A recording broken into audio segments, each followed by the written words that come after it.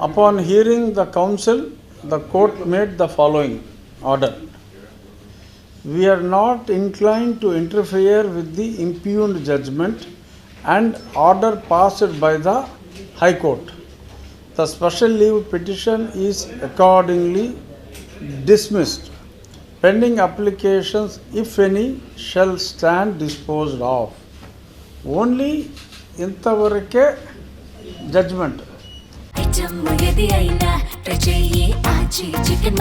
ఆచి చికెన్ మసాలా అక్కడ నిన్న ఆ ప్రొసీడింగ్స్లో నేను కూడా వర్చువల్లో చూశాను. ప్రొసీడింగ్స్లో జరిగింది ఏమిటి అంటే, కోర్టుకి గతంలో హైకోర్టులో జరిగిన విషయాలు తెలీదు.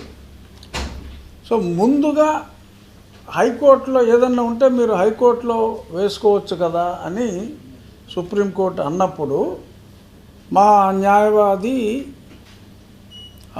సుయోధన్ గారు ఆల్రెడీ కోర్టులో ఇది ఆర్డర్ వచ్చింది, మేము అక్కడ సబ్మిట్ చేసామని చెప్పి ఆ court order justice Ramakrishna Prasad garu ఇచ్చిన కోర్టు ఆర్డర్ని ఆయన చదివి వినిపించిన తర్వాత, oh already the matter is disposed by high court, then where is any point, there is no point in interfering అని చెప్పి ఇమ్మీడియట్గా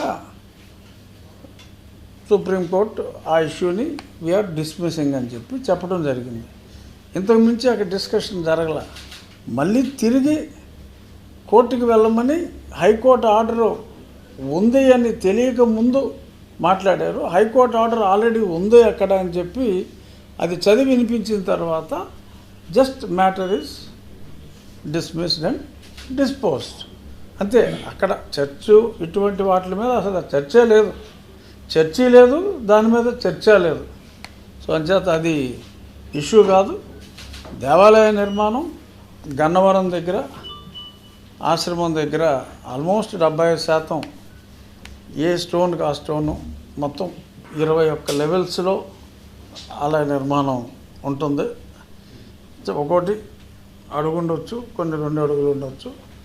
ఆల్మోస్ట్ పై వరకు కూడా మొత్తం ఆ శిలల చెక్కటం అంతా అయిపోయింది. రేపు ఫౌండేషన్ వర్క్స్ గతంలో చాలా వరకు చేసాం. అక్కడ ఒక 10 రోజుల వర్క్ పెండింగ్ ఉంది. అది అయిన తర్వాత క్రేన్ సహాయంతో ఇవన్నీ ఎరెక్షన్ చేయటమే.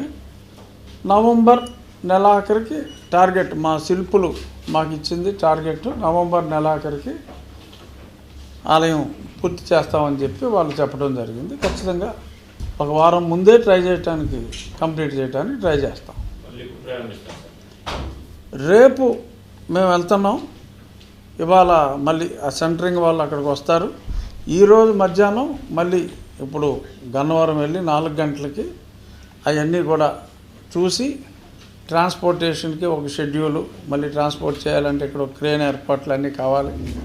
ఇవన్నీ కూడా ఈ ఏర్పాట్ల నిమిత్తం గన్నవరం వెళ్తున్నాం. అక్కడ పనులు పునఃప్రారంభం రేపు మొదలు పెడతాం.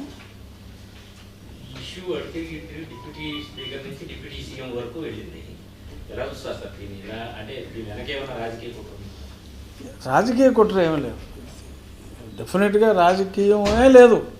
రాజకీయ కుట్ర అనుకోవటం కరెక్ట్ కాదు. రాజకీయమే లేదు.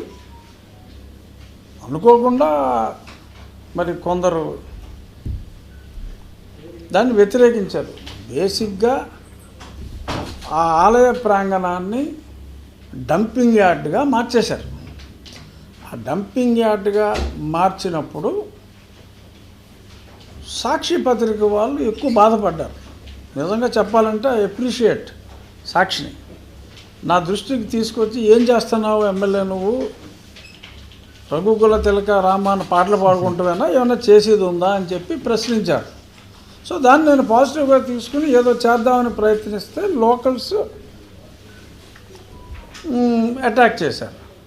సో అటాక్ చేసిన తర్వాత ఆ 1932 నుంచి ఉన్న రికార్డ్స్ అన్నీ చూసి ఆ దేవాలయం స్థానే తిరిగి దేవాలయం మంచి దేవాలయం కనీసం 700-800 సంవత్సరాలు ఉండాలి అంటే పూర్తిగా రాతి కట్టడంతో కడితే ఉంటుంది. చిన్న స్థలం అయినప్పటికీ చక్కగా అందంగా నిర్మించాలి ఆ రామాలయం ప్రాంగణంలోనే అని ఒక ఆలోచనతో మొదలుపెట్టాం. భక్తులు స్పందించారు. సరే, కొందరికి నచ్చలేదు, దానికి కొన్ని ఆటంకాలు కల్పించారు. ఆటంకాలన్నీ తొలగిపోయినాయి. చక్కగా ఇందులో రాజకీయం లేదు. ఇక నుంచి ఎటువంటి ఏదైనా ఉన్నా కూడా సుప్రీంకోర్టు చెప్పిన తర్వాత అందరూ కూడా సుప్రీంకోర్టు తీర్పుని గౌరవిస్తారనే భావిస్తున్నాను. అందుకనే నేను నిన్న మాట్లాడినప్పుడు కూడా చాలా స్పష్టంగా చెప్పింది, ఇది రఘురామకృష్ణరాజు విజయం కాదు, అవతల లాయర్ల ఓటమి కాదు. శ్రీరాముడి గుడిని ఆయన కట్టించుకుంటున్నాడు. వీఆర్ ఆల్ నిమిత్త మాత్రులు. ఒక చక్కటి గుడి అక్కడ వస్తుంది, అంతవరకే. రాజకీయం మటుకు ఖచ్చితంగా లేదు. అనుకోకుండా సాక్షి పేపర్లో నేను రాయించుకుంటే రాస్తారా? రాయరు కదా.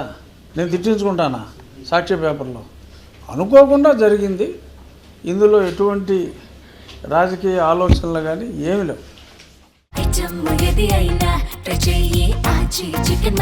ఆచి చికెన్ మసాలా